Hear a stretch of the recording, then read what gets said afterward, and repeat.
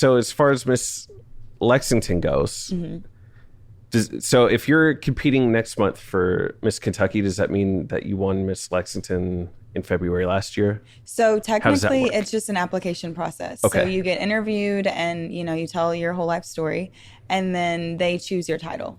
Okay. So, yeah, it was as simple as that. Yeah. So what does that mean, they choose your title? So I kind of the application process, let them know, hey, like, this is where I'm from. This is where my work is out of. This is where, I'm doing different things in the community.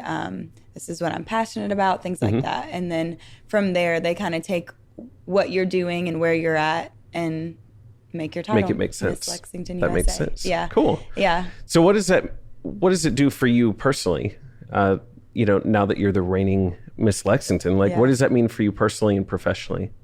I mean, to be honest, I've always said, like, I want to bring me to Miss Lexington. I want to bring Desiree, Leah to Miss Kentucky in general. So, I love the program. I love all that they have going on. Their recent change as allowing mothers to come and compete was awesome for me as a mother. So, I want to bring that. Yeah, that was a recent change. Like, literally, if you were a mom, you couldn't compete in the past? Yes.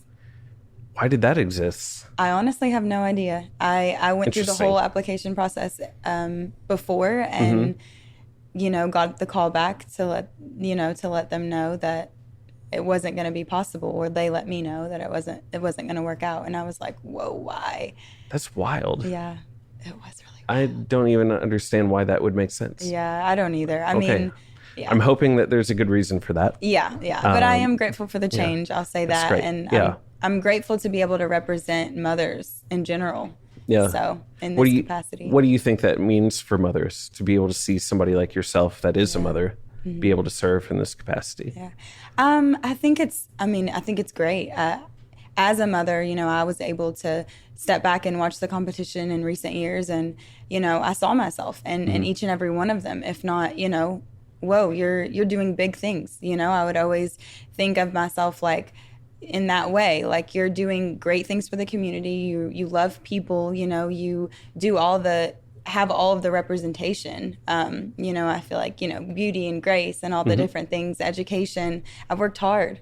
So I didn't see a reason in not being able to be in that position. But now I feel like it's great. Anyone can do anything. If you love yourself and put out good into the world, you can do it. So now, I have to be honest, I can't remember. Do you have a son or daughter? A son. A son. Yeah. Okay. Ace. How old is he? And he's 5. Ace is 5? Yes. My son Harrison is 5. That's really? Funny. Yeah. Oh my gosh. Yeah. So what do you think, fast forward however many years, Ace is going to look back and be like, my mom was Miss Lexington, hopefully Miss Kentucky as well. What do you think that's going to do for him? I really think that, maybe just to have like a proud moment as a boy, like, my mom not only, pushed through, had me in college, did all the things that she needed to do, created her business, but she stood up and she was a representation for young women, older women, any type of woman, a boss, an entrepreneur. Yeah. I think it'll be really great for him. Yeah. Oh, that's awesome. Yeah. And so Miss Kentucky is next month. So what's preparation for that look like? Because that's a very different process, right? Yes. Can you talk about what that process looks like? Yeah, so we are 32 days away. That is irrelevant, I guess, on what time. But so about a month away. And that process looks a little bit like, walking every day, looking in the mirror, making sure you look good on stage. Of course, getting all my outfits together. I have a coach, and she's, helping me with interview questions, things like that. We're shooting back and forth to make sure, I'll look good for the judges. Yeah. Other than that, prepping, getting sponsorships. That's what I'm working on in the community right now. Everything is very expensive, but I think it'll be well worth it. So sponsorship, what does that mean, and what does that do for you? So sponsorships will help me, get dresses, get all of the things that I need for the pageant, the hotel room, the travel expenses like that, registration, all the little fees are very expensive. You have to buy like your sashes and, you know, your different photo packages or whatever it may be. So it all is really expensive, as well as all the things that you do in the community. So all of those things I'm working on right now, something next month. And we're going to be trying to bring a workshop to Lexington for Desire You. Yeah. And, you know, just bring the mental, spiritual, physical health out of people so that they can love themselves more. And as far as a sponsor goes, what makes a great sponsor? Who's somebody that's a good fit for you? Yeah, I think a great sponsor is someone who just aligns with the things that I align with. So, for example, Project Ricochet is a most recent sponsor. They are, you know, great with health in general, pushing you to always go get what needs to be, you know, gotten for your personal health. I love that. I think that, you know, aligns great with Desire You. To desire yourself and love yourself, you have to take care of yourself. Health, your mental, your physical, all of those things.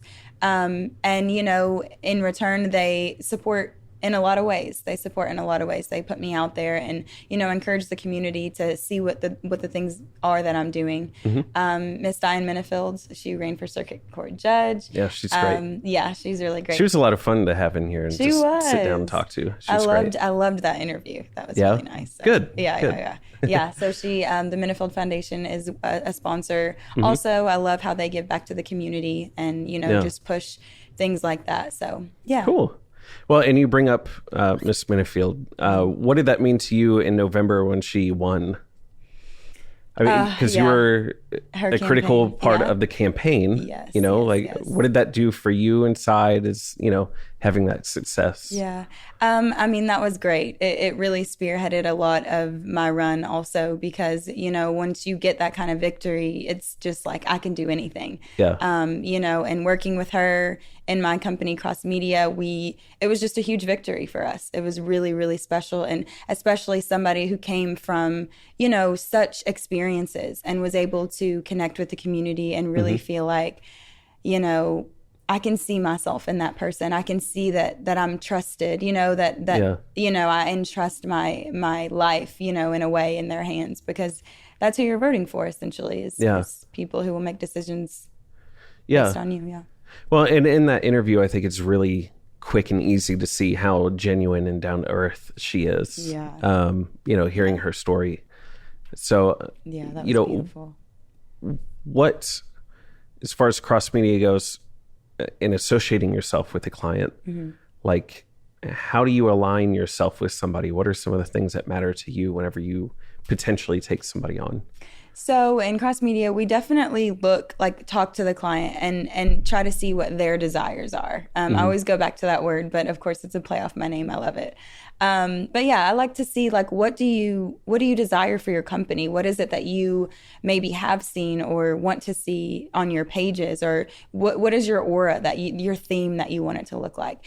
I always want the client to be super comfortable. You know, I want them to have a way of communication. We always give like a personal person to always, you know, basically 24 hours, but that you can chat with. I'm always, when I started my company, my jewelry company first, which is the only reason I even started Cross Media, I was always like, oh my God, I had all these ideas at random times of the night. And I'm like texting my friends or texting my sisters or my mom even. And I'm like, okay, I just got to get these out of there. So, yeah, I think it's super important to have, you know, open communication and allow them to feel comfortable with, because as an entrepreneur, you're growing. You're always thinking of new things or, you know, ways to kind of sharpen your skills. So I want to be that person. We don't build brands, but we help brands build. So, yeah. That's great. You know, I was just thinking about this because I'm actually able to engage with you 100%. I'm thankful that Lance is back in the hot seat. Oh, yeah. Yeah, running a switcher and making sure audio is running all at the same time and trying to be mindful of the guest is difficult. So, thanks, Lance. Yeah, thanks, Lance. Yeah, the Minifield campaign, that was, I just want to go back to that for a second. Like, what were some of the things that you, as her campaign manager, were thinking about as far as like trying to connect with the community? I've had Josh McCurran. He was on last week, actually. His episode, I think, is dropping next week. councilman out of the 2nd District. And, we talked a little bit about how he's been trying to connect with the community and really try to feel like an ally and not just like a name that you don't even recognize who they are, Right. So for you and being in charge of somebody's campaign, what were you thinking about when it came to connecting not really a political figure, but somebody, an elected official, Right. To the community? How'd you do that? Well, I loved about her that she was just so genuine, and she loved getting out. That was like super huge for us. She was always the first one up, the first one out, the first one there, the first one setting up. She was so dedicated, and that helped a lot because, it pushes you. Her thing was, when she spoke to people, she always wanted people to know, I don't care what you look like. I don't care where you've come from. I don't care what your financial status is. If you went to school or finished school, I'm going to treat you exactly the way that I would want to be treated or that you deserve to be treated. And I loved that. In the community, she would always go speak to any and everyone. And that was really special. I think that was something that really pulled her, to the top, because people appreciate that. They want to be seen. They want to be heard. And, her having those little and small conversations and all these different, community events or just going out in the street for her. That was really special. And I felt like that was something that really pulled us to the top. And some of the things you just mentioned, I'm sure, are very central, I guess, maybe to Desire You in feeling heard and wanted and important in all of those kind of things. So can we dive a little bit more into Desire You and just why Desire You? Because you could choose a million different things to be sort of your focus. Why is that important to you? I've always felt that everything starts with you in general. Everything, any and everything. Your career, your relationships, your friendships, your kids, your happiness or your sadness. And, I come from 6 brothers and sisters. There's 7 of us total, 6 others. So I have 2 kids, and our house is crazy enough. I can't imagine. I have 1, and I feel like I'm going crazy. Right. So, but I've always felt like it starts with you. And I think it's really important that people can understand that it's not about all the things of this world. I mean, now we have all of this, technology and things I run a social media management company. So I'm the one that's pushing everyone, go look at, I need all that engagement. But I also know on the flip side of it, how negatively it can affect your mind or your spirit, and especially in youth. Desire You isn't just for youth because it connects with everyone. But we're really strong in youth. That's why we're going in different schools and things like that in the Fayette County school system, just to get them started. If you can keep your mind, if you can let this world not take your mind, you've won. So how can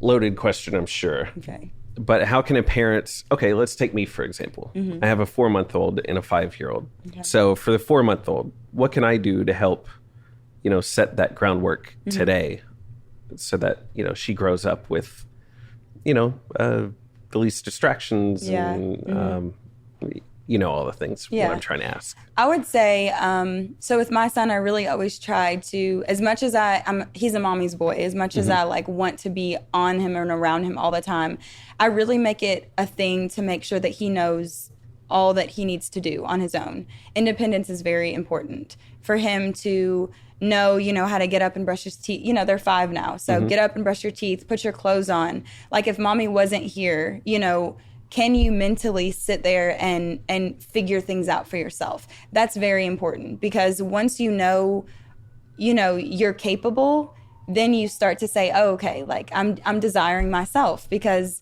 I'm strong enough. I'm capable. You feel that confidence. You feel that. Yeah. And then, I definitely say education is very important. I tell him every day, everything that you can learn in school, everything that you can pick it up. Learn it, dive into all the things. If you're curious about something, let's go, figure it out. Let's go into that, because the more that they can feel, just confident. I think everything starts with confidence. And if you can know that you're strong enough in general, your mind is strong enough, your spirit is strong enough. If those things can be strong, then you're well grounded. Yeah. And spiritually, that's another, part, spiritual, health. It's very important. And we're very, we're faithful. So, we always pray in the mornings, pray in the evenings. I let him know if you have any worries, just lay them out, let's talk about them, or pray to God if you don't want to talk to me about them. So yeah, I just try to make him be equipped. I try to equip him with everything he needs and hope that it goes. Yeah. I mean, parenting today seems like it's evolved. Yeah. It's really easy to hand a kid an iPad and say, hey, go over there. And I think a lot of times kids pick up on that they feel like they're in the way, that they're a bother, that sort of thing, When you're working or something like that, Yeah. So, I mean, I know I always try to stay mindful about that and be proactive to avoid. I try to put myself in Harrison, my son's shoes, for example, and be like, okay, I need a minute. How am I going to say this to him in a way that's, he can receive it. Yeah. That's hard. You know what I mean? Very hard. And it's like people these days, the world is so go, go, go. Even for the most average of people, there's just always something going on. Yeah. And, I mean, how do you stay grounded as a parent? Do you have any advice for being able to stay mindful? Yeah. Maybe, is it like creating boundaries in a way that don't allow your life to get run away? Like, how do you stay grounded? Absolutely. Today? I mean, boundaries are so important. I think in that moment with your kids, though, because a lot of people can connect to this. I mean, a lot of people have these crazy lives, whether you have a 9-to-5 or whether you're an entrepreneur, working on your thing, or both. A lot of people are in both. But you have to set your boundaries. And with your children, they have none. So they don't understand that kind of thing. But like I said, I think that if you equip your children and always, reassurance is very important. As we grow up, we desire reassurance as well. I mean, it's all the time, even when you're married and, someone loves you, sometimes ladies or men, we're like, oh, do you still love me? Like, just little things. Maybe we don't say it, but we physically like, okay, like, do I look cute? Or just little things. So it's like, I feel like at a young age, if you can just communicate to your kids and let them know, like, babe, this is what I'm doing. This is, I need a few minutes. And you, at 5 and even 4 months, you got to keep telling them because they're going to keep coming back every 5 minutes. But, I got home last night and it was like 6:30 maybe. Yeah. The second I walk in the door, Harrison's like, will you play with me? Yeah, I'm like, oh my gosh, can I have a second? Yeah. Last night, it's funny because Ace was asking me, I was trying to clean up the house and he's like, can we play Candyland? Can we play Candyland? I'm like, babe, 1 minute. Like, let me finish. Then I start cooking dinner. I'm like, well, let me finish dinner. Then I give a bath. I'm like, well, let me. And then by the time I was like dead tired. So I'm like, okay, I promise you when we wake up, we'll play. So this morning at 8 a.m., I find myself sitting on the floor and playing Candyland. So, it's a give and take. You just gotta let them know that they mean the world to you. But you also have to let them know that, you have all these things to do. And I feel like if they can understand it, the more you like press in and let them know and let them see. One thing that I do as I go out, I work for myself. So I'm always traveling. I'm always doing different things. And when I go on these trips, I have like mom guilt. It's normal. Dad guilt, I'm sure. And so every single time I make it a point to come back and go through my camera roll with my son. This is where I was doing. This is where I was at. This is the work that I was doing. I wasn't just away from you. I'll take random pictures of different things that I know he'll like. Like if it's a big basketball and I'm in a different country, look, I took this for you. Or maybe a video saying, hey, Ace, I'm right here. You just got to let them know, like, you desire being mindful, them. Right? Yeah, but you have to do that purposefully. Yes. Right? So how does somebody actually... How do you get to that point of being purposeful and mindful? You know what I mean? Yeah. Because that's hard too. Yeah. It's like you go to work, you're working hard, you're thinking about, I wish I made more money, or, whatever the conversations are in your head. And and then you bring that kind of stress home. Yeah. And when you get home, that's your safe space and you want to relax because the stress is hopefully gone whenever you get home, Yeah. So like, it's tough. Any advice for turning it on, that mindfulness? My outlet is music. I'm not gonna lie. Like it brings me like a peace, and Maverick City music right now is just giving me like all of the feels. But yeah, I mean, anything that I can just decompress in. And Ace knows. He knows because I've been doing it since he was a baby. When I need like my pray time, you know, and he'll come pray with me or whatever it may be. Or just silence. If it's just silence and music and like tears maybe because I had a bad day or a long day, whatever it may be, like he knows. And I'll say, you know, that's what keeps me grounded is my spiritual realm, because I always know that no matter how like badly someone tries to knock me down, like I'm still here. And God's brought me through, you know, growing up poor, growing up, you know, with maybe not much, you know, for myself, or sharing all the things with my siblings, you know, just not the greatest stuff. And then having a kid in college and like actually trying to graduate and like heartbreak and all the little things, like entrepreneurial world, like getting fired before, like all the different things. And so I'm like, if I'm still standing up, if I'm still here, like it's got to be for a reason. Yeah. Like I really truly try to live my life as like, you know, this could be my last. So what am I going to do to make like my imprint? Or, you know, and when you have a kid, you have to think that way too. Like, for sure, how am I going to make sure he's good? Like, so. Yeah.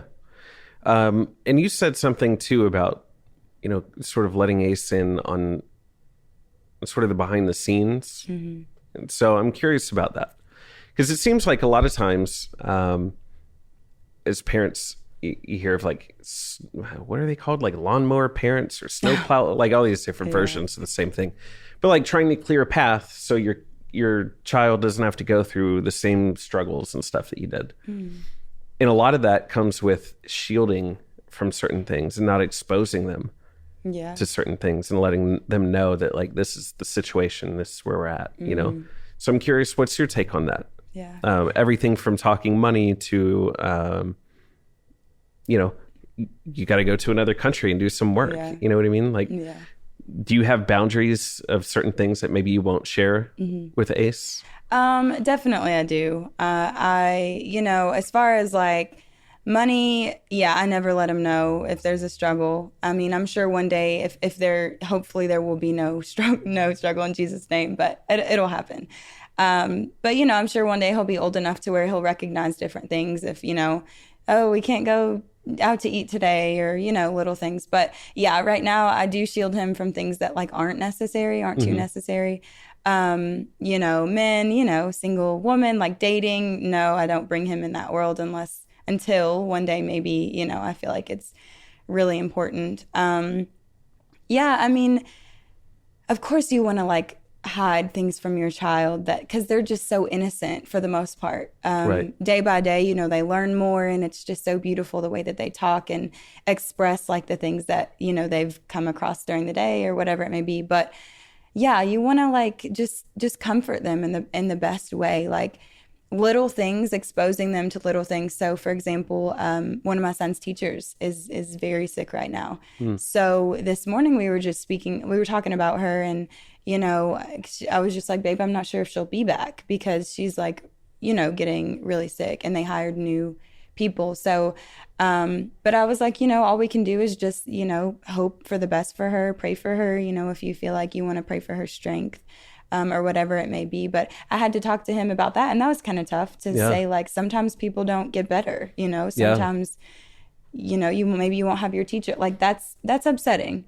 But little things that they, you know, in moderation that they can take and they can handle, just approach it the right way and make sure you have the time to actually help them understand, because then all the questions start and you got to answer them. Yeah, that's like in particular health and death, you know, specifically our two boys, it sounds like growing up during COVID. And having to talk about that. And that's hard. You know, we had our older dog, we had 3 dogs, but back in late October, we had to put one to sleep because it was like a week before he turned 13. He was just having cancer and some other things going on. But like, you know, making that decision, do you talk to him about what that is? Like, how do you talk about afterlife and all of those things, you know, like, it's tricky. It's tricky. You know, because that feels like a very poignant moment where it's like the first time that this human being is going to be exposed to this concept, you know? And it's like, is it too early? Did we talk about this? And then did he just run away from the farm and he'll be back in 5 years? Like, you know what I mean? Like, how do you handle that? And I feel like in a way you almost feel like inexperienced. Like, I don't know, like I'm experienced. I feel like I've been through like a lot. I mean, I'm only 26, but I feel like I've been through a lot. But then again, you're like, oh my gosh, like, am I even saying the right things? Or like, we change, like we think differently year by year. So, well, intent matters though, right? Yeah. I mean, if you intend on doing the right thing, and even if you said the wrong thing, you know, you can only do your best. Yeah. I mean, what else is there? Don't be hard on yourself. Yeah. But that's something that's a struggle right now. My wife is a fifth grade teacher. Fifth grade. Oh my gosh. Every year is different. I swear. Well, she just got back from maternity leave. So us talking about school and all that stuff is, you know, sort of, we're out of our sync at the moment. And she's at a new school. Oh, that's a lot too. So yeah, but parenting today is so wild, you know, especially getting to hear like from her perspective, being a school teacher, being sort of in the middle of all that, because you have, in a lot of cases, parents that expect the school to raise their child, teach them right from wrong, and you know all of that stuff. Yeah. My wife, Miranda, is often the only person that says, I love you, or gives a hug to a kid, you know, like all of that stuff. Like that is wild. That's wild. So I'm curious, how does Desire You play into something like that in helping? Because it sounds like your mission is to resolve that kind of problem, right? Yeah. So, okay, yes. So we have started going into schools.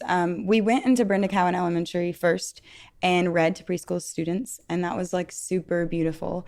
To be honest, I think they prepared me more than anyone for the interview portion of Miss Kentucky, because they were brutal. They asked me any and everything, but I loved it. It was so cute. And I have a 5-year-old, so I know exactly that, you know, age.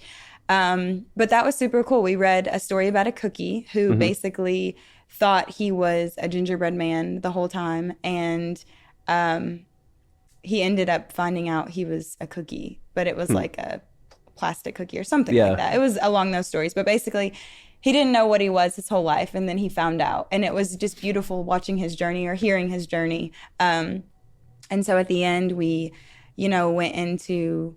You know, you may not always know, you know, what you want to be or who you are, but as long as you desire yourself and love yourself and follow yourself throughout your journey and just have confidence in who you are, like that's how you're going to get to where you are. It's not like a one-way path. Yeah. So honestly, just being relatable in general, I think, you know, getting into the schools and being relatable to the girls and letting them see. Right now we're at Frederick Douglass working with the Bronco Dimes.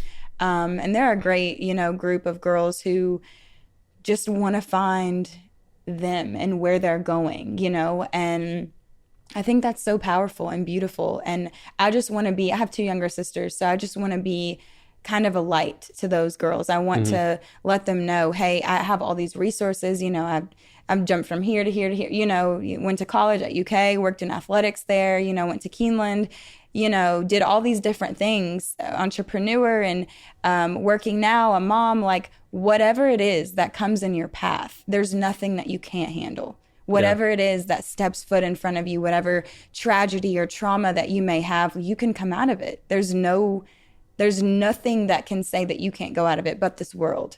Don't try to do all the things of this world or try to be, you know, who you're not. So why was it important for you to want to be Miss Lexington? That's a good question. Was it because you, I mean, what I'm putting 2 and 2 together, sort of reading between the lines, is like you've always had that desire to help as many people as possible. Yeah. And that would maybe be a platform to do that. Yeah. I think representation matters. And I'll say that because Miss Diane really pushed that into me. Representation absolutely matters. And whether it be, you know, I'm a half Puerto Rican, half Black woman that someone can, you know, feel represented by, whether that be I'm a mother, you know, whether that be I'm an entrepreneur, I'm a boss, you know, trying to push my business out there, whether it just be that I healed from something, you know, I think I can relate to so many people in so many ways, and also to just push them you know, after all of this, after all the things you've come through, let's keep going. You're not done. And I think it was important for me to be a representation to women, to men, to anyone who could relate to me. That totally makes sense. That's great. So Miss Kentucky next month, so forgive me for asking, I'm not well versed in the pageant world. So can you keep the same sort of platform and mission, or is it encouraged that you change from what you're doing as Miss Lexington? And should you go on and become Miss Kentucky, do you still do Desiree You, or are you encouraged to do something different? Yeah, so I think the beauty in like Miss Kentucky is that you bring what you have going on. You don't like create things. So for me, I've always desired to push people and love people, to, you know, build people up. So yes, I will continue Desiree You after I win Miss Kentucky, after, you know, I go on to whatever it may be. And I'll change my name in Miss Kentucky, hopefully USA. Yeah. And but I'll continue on the same platform. Yeah. That's great. Yeah. What are you finding like to be the most unusual or like greatest challenge as you prepare? Or maybe unexpected or something? I mean, I guess I'd just say my biggest challenge would be trying to do everything. Like, I feel like I want to, you know, touch as much as I can. And I also, but in this space, I have to understand that, you know, right now you have a goal. And I think that's been a challenge for me in life in general is, you know, go after your one thing that you're after right now. Like, mold it, you know, sharpen your edges, do everything that needs to happen so that you can finish it and move on. Yeah. You know, I often take a lot of things that people, you know, need of me or ask of me, and sometimes you're stretched too thin. But this past year, that was last year's resolution, is to just, you know, sharpen your edges, be better, you know, do things with your full capacity. Don't, you know, cut, you know, corners and try to do too much, because it'll just take away from your quality. Yeah. I'd say my biggest challenge is just having to say no sometimes, having to protect my peace, having to protect. That's the You are an challenge. Entrepreneur at heart, it sounds like. Yeah. Because that seems to be a common thread. Yeah. Do you have any ambitions past Miss Kentucky? I don't mean to, I don't know if we're like, you know, pushing it or anything like that, but. I mean, of course, I would love to go as far as I possibly can. I want my cross media, you know, I want that to really expand. It's a family company, so I started it so that all six of my siblings, you know, could come in and, you know, take clients and do what they need to do. So I really want to push that. I want to grow that so that I can step aside and really do work for the community. I want that to stand on its own so that I can really be a powerful person to like make change in the community, in the world, in the state. I want to be able to be that representation. Yeah, that's great. And you mentioned doing an event sometime soon for Desiree You? Yes. What does that look like? Okay, so we're working on an event, and it'll be, like I said, spiritual, mental, physical, occupational health. All of those things are super, super important. So we want to do a workshop type of thing where we can bring girls, you know, girls and boys. I keep like saying girls because I'm working with girls right now, but I want it to be both. And I'm going to bring in men people, also special guests, you know, just to instill that into young men, into young women. We all need it. You know, as soon as I feel like someone sees someone that they can relate to, then they can be like, oh, okay, it's an open space for me to do what I need to do or do what I feel. That workshop is coming very soon. Great. We're gonna. Do you have a timeline for when that's gonna happen? Not right now. I'm pushing to do a smaller version of that next month in February. Cool. So February 19th is looking to be. Is that ahead of? Miss Kentucky? It's about a week in front. That's right. Yeah. So, but a bigger event will be towards the end of the year. Yeah. Yeah, that sounds great. Yeah. Cool. Type of event. That's such a. I'm just thinking back to yesterday, listening to the news, and this is going to get heavy for a second, but like, that's okay. Listening to the news about, some of these shootings and different things, and just the perception that, the world is getting darker and all of this. It's like, do you think that that's true? Do you think that the world is getting worse? I don't know a good way to say that. Yeah. I don't. I mean, I feel like just because the real time sort of way that media goes anymore, because of the internet, we just hear about things that have probably always existed. You know what I mean? And just unfortunately now we're exposed to it, and our kids are exposed to it. And, my wife came home yesterday after doing an active shooter drill at school. It's like, this stuff is getting crazy. Yeah. And having to wait, like, it's a drill, but they got to think about, like, they have to think about that, at every moment. And now we have a 5-year-old that's in preschool, and now we have a student at a school. Yeah. And you got to think about that, So I don't know where I'm going with this other than to say I appreciate what you're doing. Yeah. Because I feel like, so many times you turn on social and there's like something negative going on, I think social's great right now, because there's also, on the flip side of that, there's a lot of people talking about mindfulness. Yes. About setting up boundaries, about believing in yourself and being confident. We just need more content, and we need more Desire You in the world, Yeah. And that's what, another part of that is just to help people understand their boundaries. What can you and can't you take? So it's important when you desire yourself and love yourself, you have to know what's healthy for you and what's not. And like you said, just as much as there's all this negative, there's a lot of positive also. And I love that about people. And that's what, Desire You is looking to bring to social media as well. And I feel like, so Air One, it's a radio station, 107.1. I listen to it often. And they always say, the world is full of good people. And if you can't find one, be one. So I feel like, if you can leave people with something like that and just let them know. And I know mental health is so serious right now. And I feel like that's one thing that in Desire You, I want to help do one day, is implement like mental health classes and things for people maybe who may not be showing signs yet, but it's going to happen in the world. The world is going to try to take your mind. It's just there.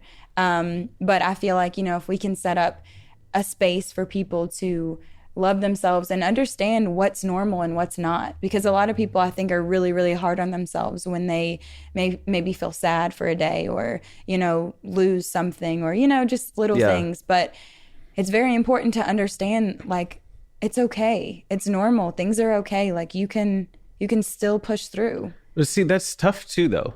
Being surrounded with social media and other outlets, pushing some sort of normal. It's like, well, what is normal? Yeah. And it always seems like seems like maybe there's 2 or 3 different ways that people approach this, where it's like, you see people that lean into themselves, which means, you might push some other people away. Like, you know what I mean? Yeah. Because you might have certain personality traits or something that don't align with others. And so they're comfortable, being themselves and comfortable with those people going. You have other people that want to work on themselves and say, oh, I don't like that people don't like me. I'm going to work on that, and it's, I guess you just got to do what's best for you. I mean, and that's, like, it's hard. I don't know. Yeah, it's very tricky, but that's exactly why I named it Desire You, because, and it's not to be selfish at all, but it is to, in a way, choose yourself first. Put yourself first always, because there's no one that's going to take care of you better than you. At the end of the day, there's no one that's gonna, well, sometimes, but there's no one that's gonna, if you have the right mind, there's no one that can do better than you can for yourself, and will look out for you in the way, that you will look out for yourself. So it's really tricky, but I think Desire You, if we can structure it the right way, and we will, and it is, hopefully, but there's always more to come. I think that it's important. You have to learn that. What boundaries for people. You have to learn how, if they're feeling that way today, that's okay. Let them be that way today. Let them, give them grace, give people grace, because some days people aren't having the best day. Some people are having the best day. And even if they're over excited, let them be happy. We have to understand that everyone is so different. God didn't make any of us the same on this earth, not one. And that's beautiful, because if we would just tap into what we have, we can just grow like a flower. Yeah, that's great. So, yeah. So if I want to learn more about Desire You, learn anything about maybe the workshop that's coming up, what you're doing and your ambitions for Miss Kentucky, where can I go to do all that? So go to Miss Lexington USA on Instagram, MISS Lexington USA. I have a link tree in my bio with absolutely everything. So we're going to have our Desire You page, our Instagram page. We're going to have our Desire You website, our Miss Lexington USA, everything. If you want to support in any way, that would be awesome. If you want to watch, I'll have all of that information on when it's televised. So whatever, Miss Lexington USA on Facebook and on Instagram if you don't have an Instagram. So perfect. Yeah. Well, I appreciate it. Yeah, this is great. I know, this is great. I enjoy sitting down, getting to know, this is your second interview that you've seen. Yeah. So I enjoy getting to actually learn about the people. Yeah. I want to talk about platforms too, okay. But like I enjoy the people, because I think talking about the people sells the platform. Right. You know what I mean?